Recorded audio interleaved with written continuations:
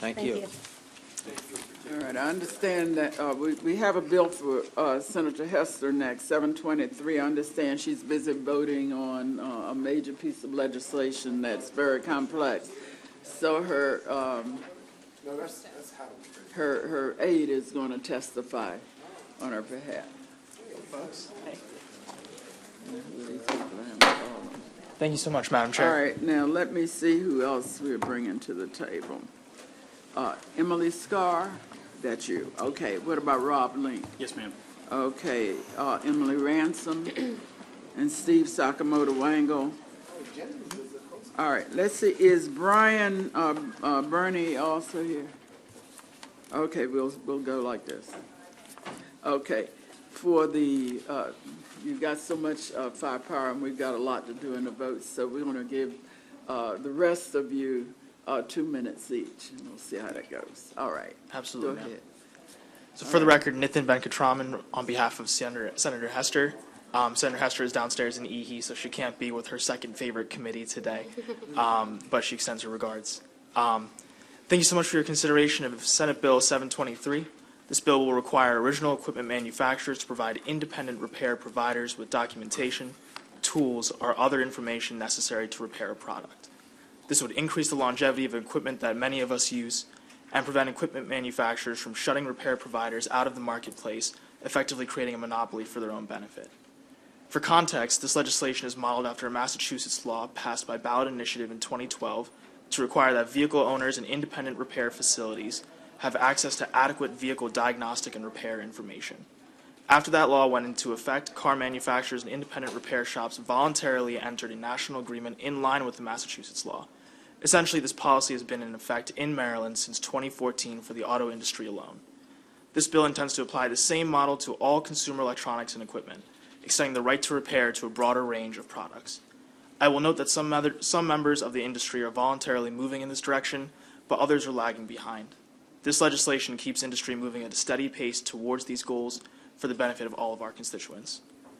As you will see in the accompanying testimony, this legislation has the potential to make our consumption of manufactured goods more sustainable, the ability to repair more accessible, and the repair market as a whole more competitive. On behalf of Maryland's consumers and citizens and my boss, I respectfully urge a favorable report on Senate Bill 723. Okay, could I ask you just to take maybe 30 seconds to tell us what major problem initiated the filing of the bill? Absolutely. So I think the panelists here can actually speak more to that regard. There have been issues with farm equipment manufacturers and consumer electronics specifically that have led to this legislation, but I think my panelists can speak more. All right. Okay. Thank you so much. And panelists, you might go in whatever order you would like. Thank you, Madam Chair. My name is Emily Scarr. I'm the director of Maryland PIRG, the state public interest advocacy organization with grassroots members across the state. We support SB0723, Right to Repair, or as we call it, Just Let Us Fix Our Stuff Act, and we thank Senator Hester as well as Senator Jennings for sponsoring this legislation. Thank you. The problem here is that consumers don't even have the option to repair our stuff. Manufacturers basically have a monopoly on repairs themselves, or they're licensed or authorized, not even licensed, authorized dealers. So they can repair things for you, not repair them, or just encourage you to buy new, which is what they usually do. And so we want to make sure that all consumers have access to the same things we have access to for cars. You can take your car to the manufacturer, the dealership, or an independent repair shop. And we should be able to do the same thing for our washing machines, our cell phones, our computers, and even our tractors. In order to repair an electronic device, you need a couple things. You need proper tools, schematics, and diagnostic software. You don't need access to trade secrets. You don't need access to intellectual property. You don't need access to source code. We're not asking for that. We're asking for people to have the same tools that the dealerships and repair shop and the manufacturers have. You may have heard about Apple's battery gate, where they were purposely slowing down people's cell phone batteries. Weren't able to have them, but you might not have heard about the fights farmers are having with John Deere. There's a link to an article in my testimony I'd encourage you to take a look at. Please thoughtfully review the materials. You're going to hear a lot of trade associations come up here from very big tech companies saying a lot of scary things that we don't think holds water. So we have the Attorney General staff here to answer some of the legal questions, and we have some other folks who can answer a lot of technical questions about what actually goes into repair. So we strongly encourage a favorable report. Okay, who's going next? Thank you, Madam Chairman and esteemed colleagues. My name is Rob Link from the Repair Association. We're a small nonprofit advocating for the right to repair. Today I'm here to represent the thousands of repair people and repair shop owners who take good care of our technology every single day. I myself used to own a successful repair business in the D.C. metropolitan area. I operated that business for over 10 years, but because of some of Apple's restrictive policies, it caused us rapid declining profits, and we had to close down. I actually sold the shops, I should say, to my technicians. Today I want to talk to you about small businesses, though. The vast majority of independent repair shops around the country are small businesses. Many of the people who have found their niche in the world have lifted themselves up and their families to repairing technology. Some are here today or watching the broadcast to see what you are prepared to do for them. Why? Because they're under attack from large corporations who want to restrict repair in order to sell more devices when, in many cases, a new device is simply not needed. This monopoly on repair has to end now, before more small business people are hurt. Maryland, you've done an awesome job with small businesses. There's over 581,000 small businesses in Maryland, which represents 99.5% of Maryland businesses. 1.1 million people are employed by these small businesses, which is about 50% of Maryland's private workforce. So you're doing an awesome job there. Let me tell you about a couple of small businesses in Maryland that have recently had to shut down. Capital Mac in Baltimore, some of you may have heard of. They were in business for 3 decades and were an Apple sales and service authorized location. But some of the policies that restricted them caused them to close down. I spoke to the owner myself, and he was very sad to leave the industry. District Repair in the D.C. area closed after 10 years of business and a perfect 5-star Yelp rating. Tough to get. They had joined the Apple pilot program just 6 months before they were forced to close up shop. I could name others. One last point, sorry. Why do we need right to repair in Maryland? In the last 12 months, for instance, 746,000 Marylanders went to iFixit to look for parts and repair guides. In a soon-to-be-released survey, 89% of independent repair technicians said that they would be more successful if they had access to repair software from Apple and Samsung. It will help small businesses. Please consider this legislation. Okay. Good afternoon, Madam Chair, members of the committee. I am Emily Ranson with Clean Water Action, and I'm here to present some of the environmental testimony, which is signed on by Environment Maryland, Sierra Club, Transition Howard County, WISE, the Maryland Conservation Council, Earth Forum of Howard County, and the Maryland Legislative Coalition. This legislation is about putting the right to repair back into the hands of the consumers, allowing them to both repair their goods and use them for a longer amount of time. Legislation like this will allow millions of tons of useful products to remain in use instead of filling up landfills, and more impactfully, reduce the burden of source materials, manufacturing, and transportation of these new devices. The best way to fight electronic waste is to interrupt the market pressures and the market pressures that encourage replacing a product with something new, and instead repairing what you already have and extending its life. So as a brief example, if Marylanders were able to extend the life of their phones on average 1 year longer, that would be the equivalent of taking 11,000 cars off the road and would have significant savings for those raw minerals that are used in electronic waste. Furthermore, this bill is not designed to enable people to skirt emission standards. And so we are very glad that we were asked to be here and urge a favorable report. Thank you. Good afternoon, Madam Chair, members of the committee. Steve Sakamoto-Wengel on behalf of the Consumer Protection Division, the Attorney General's Office, here in support of Senate Bill 723. I'm not going to repeat what the prior panelists have said. I just wanted to note that after consumers got the right to take their automobiles to any repair facility without having to just go to the dealer, more competition was introduced. Prices came down, and now you can take your car to whichever repair facility you prefer. It's more convenient, and it's no longer going to void your warranty to do so. We believe the same should apply to electronics. The same should apply to farm equipment. So we urge a favorable report on this bill. Thank you. Okay. Is that everybody? Okay. Senator Hershey. Thank you, Madam Chair. Just a quick question. Why do people get new electronics? What's the main reason for that? I can only speak from my personal experience. People get new electronics if they want them or if their old thing doesn't seem to work. So I've gotten a new phone when my phone battery slows down, when I haven't been able to replace it, and I think, oh, a new one, might as well just get a new one. And the manufacturer of the phone could not do anything with the battery or chose not to? Chose not to. Chose not to. I mean, or it's too expensive to repair, so I have a fridge in my basement right now that's not cooling cold enough, and I think it would cost more to have a tech look at it than to buy a new one. So cost, I think, is the other key factor. That's kind of a good thing, too, though. We've driven down the prices of appliances, and electronics have come down pretty dramatically as well, too, right? Some electronics, a lot of cell phones are very expensive, and the cost to get them repaired at a manufacturer is far more than it would cost to get repaired from an independent repair shop. We were talking in the House, for example, Apple wouldn't replace your charging port if it stops working, but an independent repair shop, Rob was saying he could do it for $12 if he had access to the parts. Okay. Speaking of some, you talked about, the bill talks about embedded software. Now, is that currently in proprietary information? Is that why the independents would like that? No, It's not proprietary? no, Then why don't they have it? because the manufacturers won't give it to them. Isn't that kind of what proprietary means? Under current law, you own everything on your phone. So the software, everything belongs to you. You have the right to repair it. You just don't have access to repair it. I think Rob might be able to answer this one better, or no? Some of the software we're looking for mainly is like diagnostic software or syncing software. What we found recently is that manufacturers such as Apple or John Deere are serializing parts so that it requires a code or some sort of syncing software to be able to match the battery, let's say, with the phone, which is a little extreme, and you'll get a warning message if you even take another Apple battery from another Apple phone and put it in your Apple phone.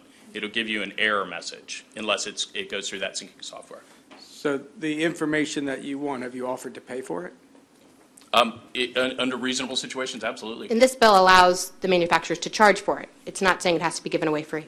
They could charge for it, okay. And then finally, right now, does making those types of repairs, whether it be to electronics or farm equipment or anything else, does that void warranties? No, it should not. Magnuson-Moss covers that.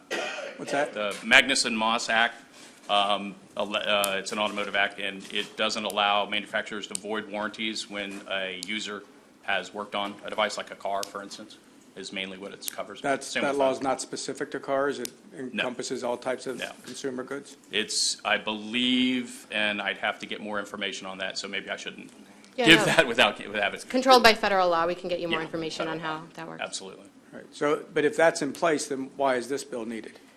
Because people have the right to go in and mess with their phone. They just don't necessarily have the information they need. They don't have access to the correct tools, the parts. It's illegal to get, you can't actually buy the parts from Apple, and they don't necessarily have the diagnostic software that they need. Yeah, and if I could add on to that, Sure. Apple makes it very restrictive to do these things. So when you said if they would sell it to independent repair shops, well, they released a program recently, and the price list got leaked. And the prices of the parts and the system that they require people to go through to be able to replace those parts was, in some cases, 10 times more what an independent shop would charge for a repair. But Apple does have authorized repair shops, right? They have a limited number of them, and they only do basic repairs, generally only screen replacements and or battery replacements. So no other repairs on a device would be covered by them. Okay. All right. Thank you. Thank you. Okay. All right, thank you very much. Senator Bidle. Thank you, Madam Chair. So what happens if an independent repair company is repairing my $799 phone and you destroy it? They would be responsible for that under their own insurance. I know in my shops, unfortunately, we had some times where something went wrong, and we would replace the device. Thank you. Senator Klossmeyer. Yeah, two questions. When we're talking Apple, is the reason Apple is at the top of your hit list, I guess to say, is it because in order to get an Apple even fixed, even the screen, you have to go to the Apple store? Is that correct? Yes, ma'am. That's what they ask, what customers automatically assume. I did a survey in my consulting work where I found about 90% of consumers assume they have to go back to the place they bought something to get it repaired. So that's where they go. Apple knows that, and usually, if you go into an Apple store, it's a sales operation. Well, I mean, because Yes, if I have a Verizon phone, not an Apple, Mm-hmm. I can take it to get it fixed at Verizon, but I can't take my Apple phone to the Verizon place to get it fixed. Is There that are some correct? very complicated layers there, yes. Yeah, and can you just give me a couple more examples of, I mean, it's kind of hard to get my head around it, so. Of repairs? Yeah, of other things. You said a tractor, so I can't get my John Deere tractor fixed? Well, a lot of the newer tractors require a service technician to come out and sync up the part. So let's say you need a new light bulb. Literally, a service technician would have to come out and or sync that part to the tractor for that light bulb to work. So that farmer's down until a technician can come out and take care of that for them, is a good example.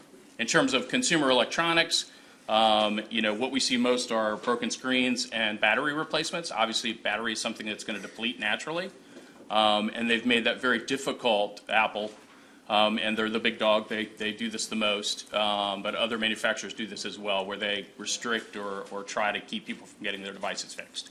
Was there a story about gum in a USB drive? Was that you telling me that? No, there's actually, I know one of Microsoft How Xbox. about a wash machine? If your washing machine is smart, as many of them are these days, it's going to be controlled by software. And so I would need to get someone where I bought the wash machine to come in and fix it, or do they have Yes. repairmen? Yes, it's what we call in the industry the computerization of products.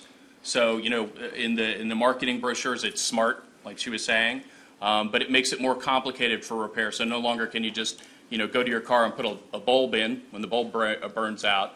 Now you'd have to go in on a computerized system and have an authorized service technician with special software and special devices to be able to do that for you. But if the washing machine companies made this simple information available, we would likely see a resurgence of the repair industry and small businesses setting up to come and repair your smart TV or your smart washing machine for you instead of having to take it back to the manufacturer. Other states, are they involved in this? I mean, we're not going to be We've had an legislation in over 20 states.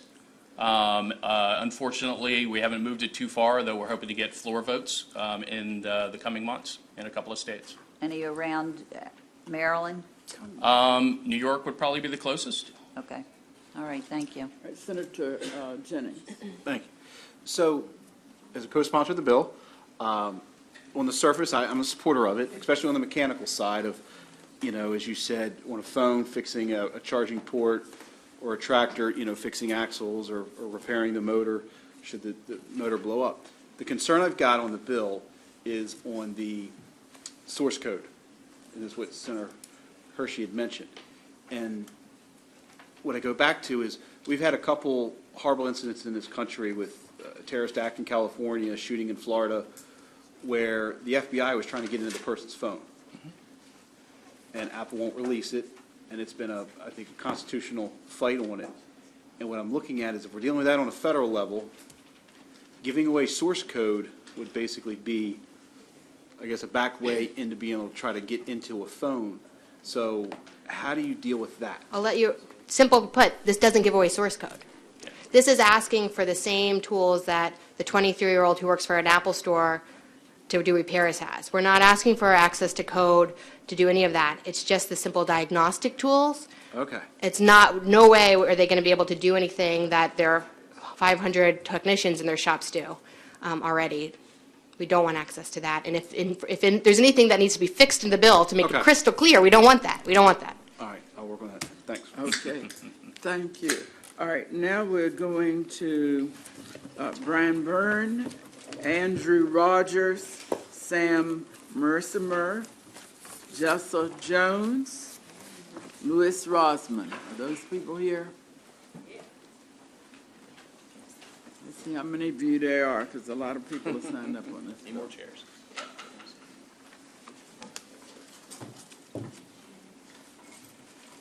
What about Maxwell Block? Sure. And Andrew Rogers. Present. Okay. You may go in any order. You have 2 minutes each.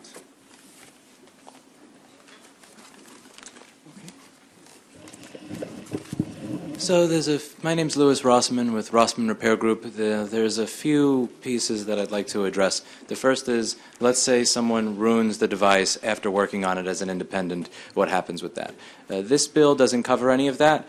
And where I am, I have to get a license from the Department of Consumer Affairs in order to do what I do. I get fingerprinted, I get bonded. So if I destroy a device, I have to replace that for my customer and make them happy. Because if they're not happy, they'll report me to the Department of Consumer Affairs. They revoke my license and my business goes away. And most likely they'll use the money from that bond to pay for that customer's device. Secondly is source code.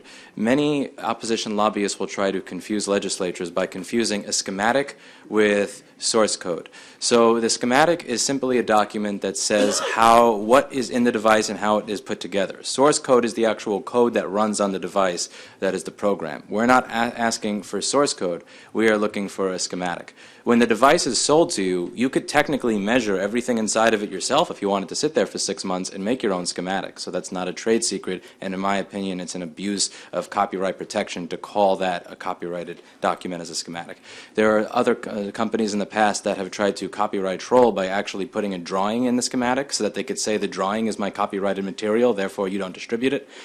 Now, when it comes to warranty, this bill has nothing to do with warranty. If you want to fix your own device and you break it and the manufacturer can prove that you broke it, if you're working on your car and you put gas where the oil is supposed to go, that's not going to be covered under warranty. This bill doesn't change that. That also, warranty is covered under the Magnuson-Moss Act, which means that the manufacturer can't void your warranty unless they can prove that you did something to break it. But if you did do something to break it, if I break a customer's device, the manufacturer can say, this is what he broke, this is where he put the wrong screw, this is where he put the wrong chip in, I'm not warrantying it. This bill is mainly about consumer protection and the ability to get access to what was available from essentially the beginning of electronics to maybe 10 years ago before companies started changing the culture. Thank you. All right, who'd like to go next? I'll go next.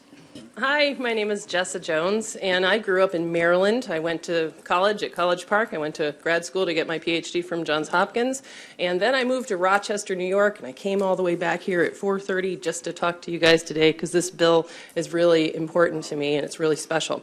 So right now, I have fixed over 10,000 iPhones. Mostly, I fixed the tiny little motherboard on there, and there's a couple things that I want you guys to know. Number one, if you buy an iPad, you probably think that when your kid steps on it and it cracks the screen, that you'd be able to go back to the Apple store and that they would fix it. You'd be wrong. They don't offer that repair. They don't offer that repair. They won't change the cameras. They won't change the charge port. They won't fix it if it needs to have a new battery just for you to get the data recovered if it's water damage. They don't do any of that. And in fact, these guys helped me make this map when I got here at 4:30 in the morning. One of the pages over there made this map of Maryland where he typed on here for me, pink dots are the Apple stores. 1, 2, 3, 4, 5. Now, I grew up down here in Worcester County. That means I got to take a day off of work in order to get there just to find out that they can't fix my cracked iPad screen.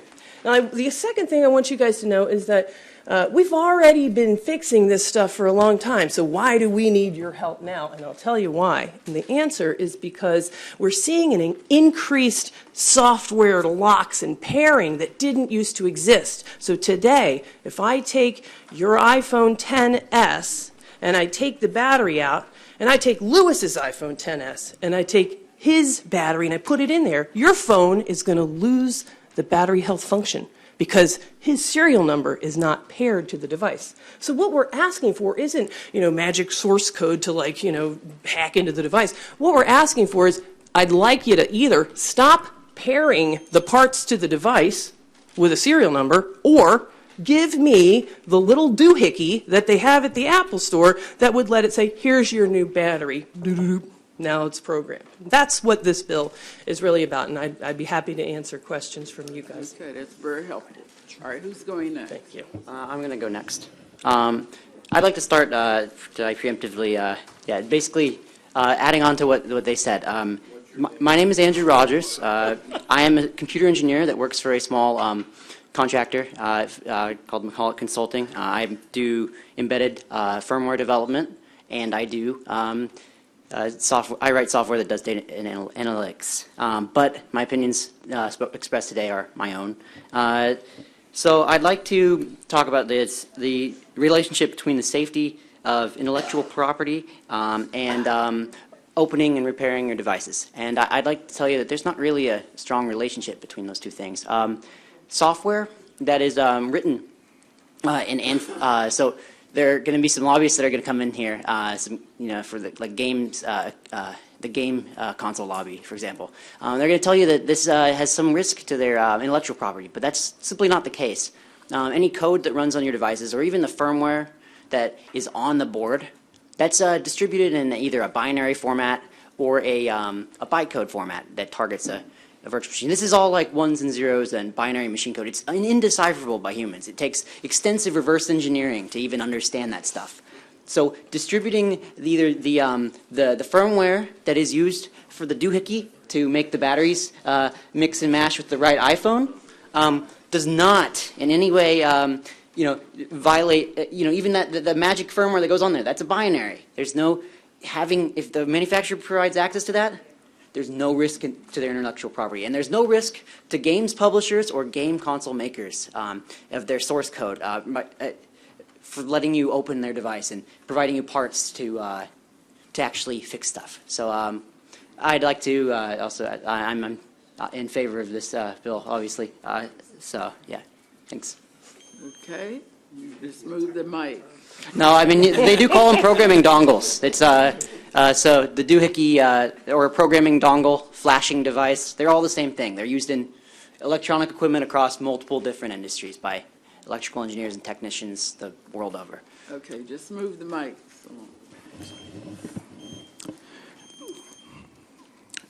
Good afternoon, and thank you for your time today. My name is Maxwell Block. I'm a resident of Catonsville, Maryland. Grew up there. Grew up down the street from a independent repair business called JBS Electronics. They've been in business so long they don't have an area code on their sign out front. And over the years I've developed a relationship with this business. When my laptop broke a charging port, I was able to bring it up there, get a free estimate, get it repaired. Word of mouth, told a lot of my friends and family. When their charging ports broke on their laptops, they brought it to JBS Electronics. And we were able to get it repaired. I've heard today from other panelists that there's this trend across the industry. I've heard from some committee members that technology moves very fast. And to me as a consumer, this is really important because I want to continue to be able to bring my devices to these businesses that I built a relationship with, get that free estimate, and have them say, I can fix that for you. With the gatekeeping that's going on between the supply chains, if they can't call up an equipment manufacturer and say, I need this part, please sell it to me. I think the language in the bill is on reasonable terms and cost. Then their only response to me, the consumer, is I can't do it because I don't have the means or capability to. And that impacts my rights as a consumer.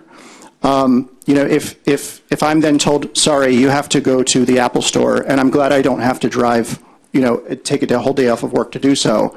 But that limits my choice and impacts the cost and competition that are available to me in the marketplace. So because this is terribly important to me, I took some time off of work today, affecting my own income, to protect my rights for the ability to continue to make my choice and support businesses and save my costs in the future. So please favor the bill. Thank you. Thank you. Hello, my name is Sam Mensimer. I am 16 years old. I'm a junior in high school. I've been running an electronics repair business in D.C. since I was 12. I'd like to thank you all for allowing me to share why this bill is important for me. I'm here today because I believe right to repair is very important because to ensure the longevity of our electronics as they become a bigger part of our lives. As my fellow panelists here said earlier, manufacturers have been intentionally making it more difficult for third parties to repair their products by implementing software locks like the iPhone 11 batteries, where you can't swap them without having an error message. A lot of people, Apple and a lot of manufacturers will cite like intellectual property issues, and safety issues are a big one. This is a quote from Apple. They said in response to this, the battery error message, they said, "We take the safety of our customers very seriously and want to make sure any battery replacement is done properly." I've been replacing batteries in iPhones since I was 12. I'm still here today. I've never been injured by an electronic device during a repair, and I've repaired many, many devices. I mean, this is an iPhone 6. The screen comes off like this. There are some screws. There's a battery. The pull tabs come out, and the battery pops right out. I don't really see how that's an issue. These manufacturers also don't give us the electrical schematics that were mentioned before. I actually have an electrical schematic right here that I pulled out of my less than a year old Bosch dishwasher. So this tells me that a lot of manufacturers don't actually see this as an intellectual property issue if they're literally sticking it in the bottom of my dishwasher for me to see while I'm repairing. If I had this schematic for every electronic that I came across that someone asked me to repair, I'd be able to keep hundreds of devices out of landfills and save consumers thousands of dollars. This schematic let me fix that dishwasher the other day after a rat chewed through some drain pump wires. The Bosch service technician quoted us $450. I fixed it with a piece of 80-cent wire and a $20 drain hose. So I encourage you to give this bill a favorable report and let us keep doing our jobs. Okay. You can reach him at Sam's Screen Repair. Yes, exactly. Could I add something really quick? Thank you, Madam Chair. So I think Sam, you're the young man from Yes. this. Okay. I have a question on the intellectual properties. Sure. How about on consoles like Xbox, PlayStations? Are there any intellectual properties on those that manufacturers would be concerned about? Not that I really know of. It's the same deal as an iPhone. I mean, this electrical schematic is basically what we're asking for. This is something that I can make if I take a multimeter and spend many hours of my time probing around a logic board. This is not anything. This is not trade secrets. These have been inside of like your washing machine for the past 50 years. So that's really all we're asking for. And the lobbyists that will from the video game lobbyists will mention that it is it's a piracy concern. We're not asking them to give us our the proprietary or the video games related to that. We're just asking for why won't my fan turn on? I want to know why this wire that goes to the fan doesn't work. It's like an anatomy model of a kidney will help me do a surgery, but that doesn't help me build a kidney. If I could add something also, schematics are literally just like it's a map of like what wires or when they're on wires. When the wires are on logic boards, they're called traces. It's basically just a map of what wires connect to which components. I understand what a schematic is. I was asking about the intellectual properties. Thank you. The young man who mentioned JBS Electronics in Catonsville, where in Catonsville is it? Yeah, so I grew up on Mellor Avenue, just down the street from the firehouse, where there used to be record and tape traders. And JBS Electronics is on Mellor Avenue, just below Duesenberg's and the Black Kettle. On Mellor, okay, that's very good. One other thing, I'm just wondering, since we're talking about national companies, they aren't headquartered here in Maryland, and I haven't read everything in the bill. What ability do you think an individual state will have to be able to force a national manufacturer to do what we say? That's what happened with the cars. So the reason why you see all these cars excluded from this bill is because they already did this in 2012 and 13, and it was done exactly like this. It was the state of Massachusetts, which was the one that finally passed the right to repair for automobiles, and now, Napa Auto Parts and independent dealers, they all get along, and we have that model. This is where this bill came from. So our state would be standing in our place saying this is a right to all of those who buy your product or in our. That's right. Then I would be saying, I'm from the state, Maryland, that was the one that passed it first. And I'd I be would very like proud that. to do that, so let's make it happen. Okay. I don't see any other questions. A very good panel, very, very informative. Thank you. Thank you very much for your time, everyone. Okay. Let's see. Now we've got some unfavorables. Catherine Gunter, Ben Gallant, and John Favaza. I guess that's what it is, Favaza. Oh, in fact, let's see, we got some others too. Maurice Gladhill, is that person here? Tim Lampert. What about Alan Schaefer? Larry Albert? Lisa McCabe? And Drake Jamali? Did we fill up the table? We have everybody? Okay, and when one of you has finished, there's one additional person I need to call to take a seat. We're going to give you 2 minutes each. All right. Great. Thank you, Madam Chair. Members of the committee, my name's John Favaza. I'm with Manus Canyon and Associates, and I'm here today representing the Entertainment Software Association. Ben Golant from ESA is here with me. So the Entertainment Software Association, who are we? We are video game manufacturers, console manufacturers, as well as game developers themselves. We had the House hearing just before this, and we've heard a lot about issues with cracked phones and iPhones today, and we just want to make clear to the committee that the bill is much broader than that issue. We're not a phone manufacturer. We're makers of video consoles and these games, and there's two critical parts to our ability to be successful, right? So we've heard about consumers. One, we do not exist without our consumers, right? And the gaming community is an incredibly passionate group of people, and when they're not happy, we hear about it, right? They are very active online and a very, very robust group. So it is critical to us to be responsive to them and what their needs are and providing the best products and service that we can.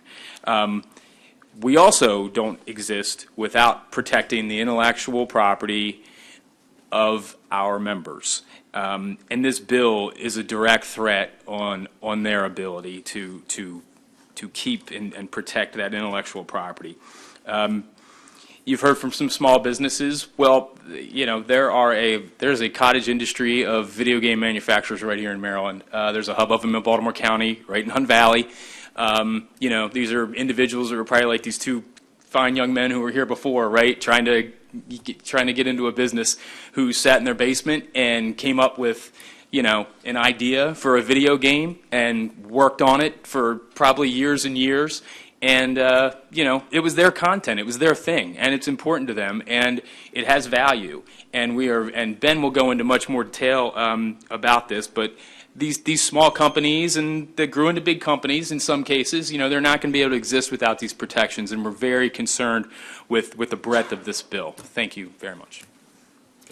Thank you. My name is Ben Golant, and it's a pleasure to be here today. I am the Chief Counsel for Intellectual Property Policy with the Entertainment Software Association.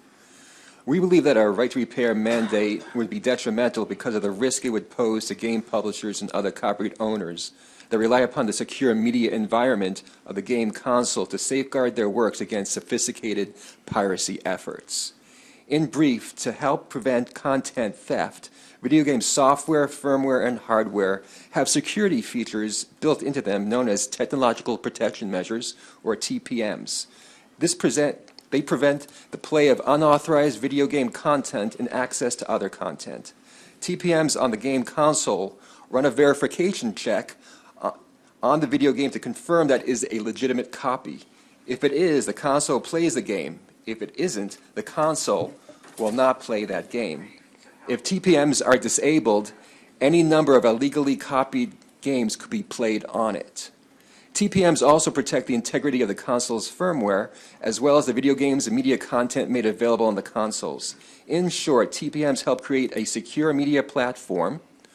The biggest benefit of this is that it provides video game publishers, media distributors, including music and video streaming platforms, with assurances that their content will be safe.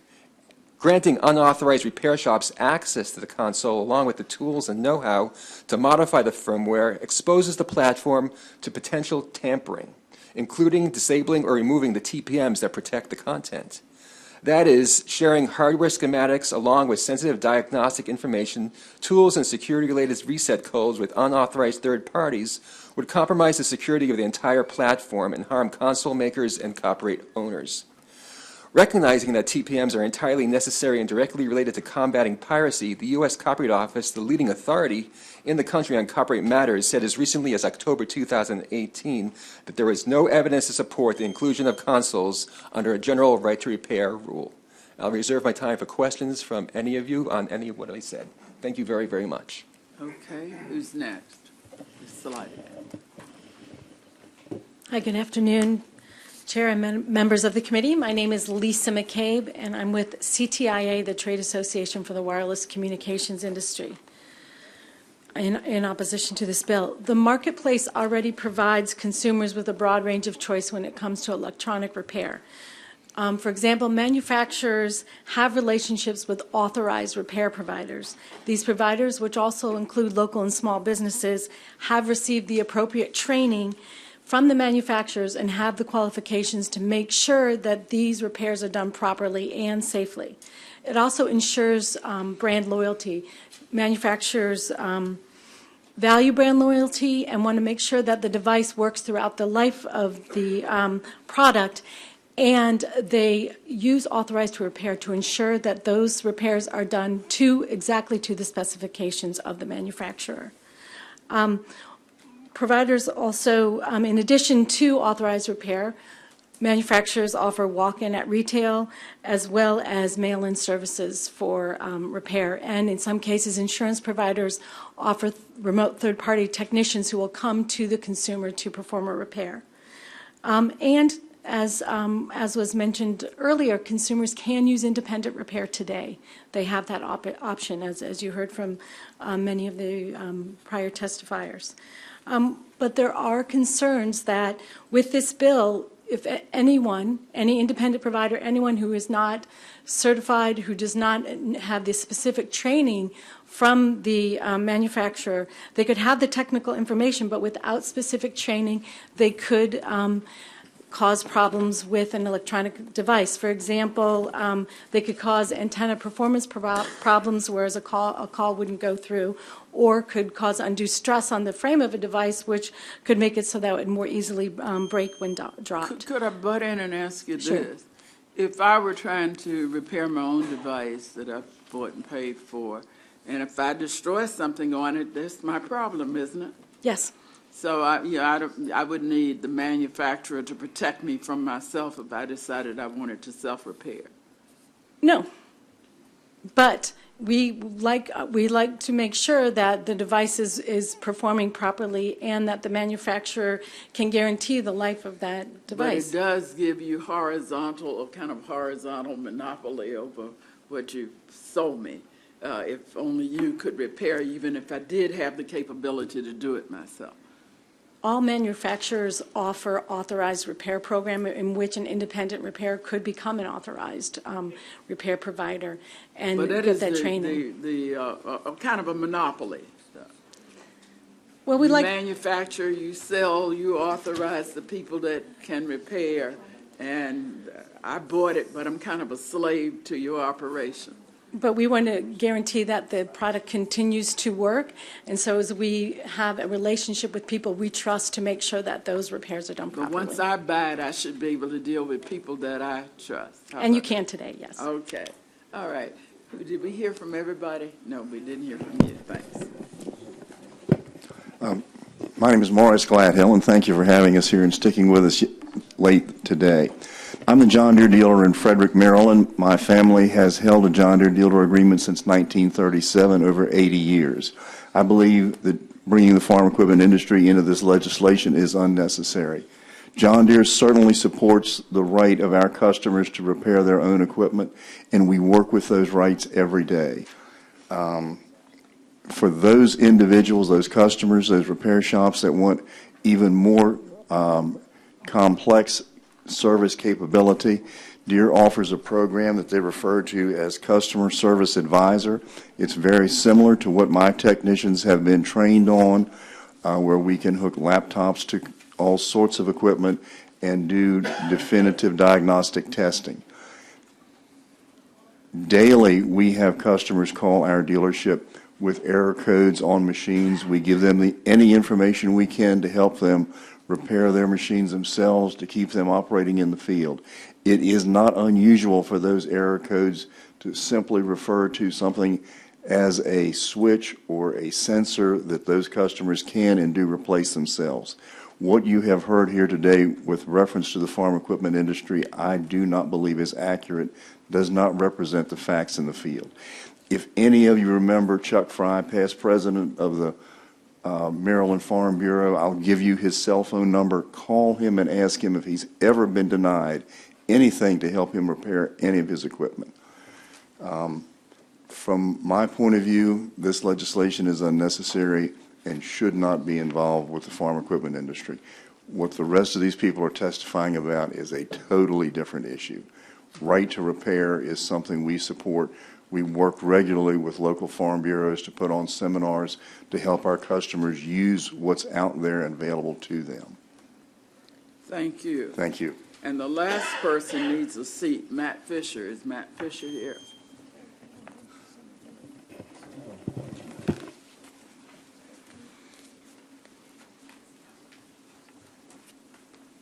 Thank you, Madam Chair. I will be very brief. My name is Matt Fisher, and I represent the Consumer Technology Association. You're all tired and have heard plenty of testimony today. Bottom line here is what you're seeing is a piece of legislation that was rejected by 20 states last year. What you're seeing here is a market share fight between authorized dealers and unauthorized dealers. The unauthorized dealers, that's their business model. That is their business. That's their choice. Authorized dealers have a choice, and they choose to be authorized. It's about safety and security, and again, it's been rejected by 20 states. I'm happy to answer any questions that you have. Thank you very much. Thank you. All right, I don't see any questions. Thank you very much. Oh, did we hear from everybody? Sorry. Oh, we did. Yeah, Okay. sorry. Again, Drake Jamali with Security Industry Association. Yeah, I'll be brief. So besides facial recognition, our member companies also produce and integrate technologies to keep property safe from fire, theft, and other hazards. This includes fire alarms, security cameras, and also alarm sensors, home alarm systems as well. And so from our point of view, the industry point of view, is that if there was a case where let's say you had an alarm system, it was repaired by independent repair provider, but then it wasn't actually activated when somebody entered your home for burglary purposes, who's liable in that scenario? And we think that from our point of view as well, that the manufacturer of this technology should be the only one that would be repairing it in that instance. And so that's where we're coming from in this instance. So thanks. Happy to take questions. Okay. Thank you. My name is Alan Schaefer. I'm the Executive Director of the Diesel Technology Forum. We're a not-for-profit educational association headquartered in Frederick, Maryland, established in 2000. We represent diesel engine and equipment manufacturers, component suppliers, petroleum and renewable biofuel producers. A list of our members is attached to our written testimony. We've had the pleasure of working over the last 2 decades here in Maryland to reduce in-use diesel emissions. Most recently, we were here in Annapolis with then-Delegate, now Senator Clarence Lamb, in support of legislation to establish higher fines and penalties for those found to be emitting excessive exhaust emissions from pickup trucks, a practice known as rolling coal. I'm here today urging an unfavorable report on Senate Bill 723 because, if enacted, it has the potential to make Maryland's air dirtier, not cleaner, jeopardize heavy equipment safety for both farmers, service technicians, and the general public that share the roads, and facilitate a practice that's in violation of the Federal Clean Air Act. Today's diesel engines achieve near zero emissions for particulate matter and nitrogen oxides. It's accomplished by a very sophisticated and integrated emissions control system that's all managed on a moment-by-moment basis by a computer. And one of the concerns we have is that this practice of right to repair has led to the practice of chipping, tuning, or remapping of these engine control units being offered to farmers across the country in the name of boosting performance or saving them money from bypassing emissions maintenance requirements. As you might imagine, when these things are tampered with, the emissions from the vehicle in question go through the roof. In one study in New Jersey, anecdotally, they found that tampering with emissions control systems resulted in 40 times the allowable EPA levels of emissions coming out. So we'd be very concerned about that. The practice will result in increased emissions of NOx going into the Chesapeake Bay, something that none of us want. In conclusion, for these reasons and all others, the so-called right to repair legislation takes us the wrong way for clean air and the wrong way on safety. We urge your vote in opposition. Thank you. Thank you.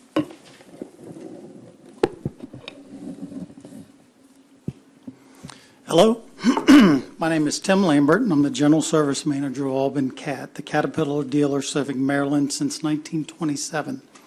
We operate 14 locations in the state of Maryland, and we employ about 700 people. We are strongly opposed to the inclusion of heavy equipment in this Bill number 723. Caterpillar customers are already given access to many software codes to help them repair their own equipment. We draw the line, however, at providing embedded codes that control the safety and federal EPA emissions compliance on machines. We're concerned that access to such codes will invite the tampering of complex engine and hydraulic systems operating in close proximity to the public. Our power generators also serve as critical backup to hospitals, data centers, government buildings, and turning over codes to unqualified technicians would be risky. At Albin, we invest hundreds of thousands of dollars each year in training technicians, giving them about 80 hours a year in training. As you know, there's a nationwide shortage of technicians, and we also invest in several community colleges, Baltimore County P-Tech, Sollers Point, Carroll County Career and Tech Center, and Cecil County School of Technology, in order to maintain a pipeline of qualified technicians. So in summary, there's no need for right to repair in the construction industry. Thank you. Thank you. Did we hear from everybody? Yes. All right. Thank you very much. And that ends the testimony on that bill.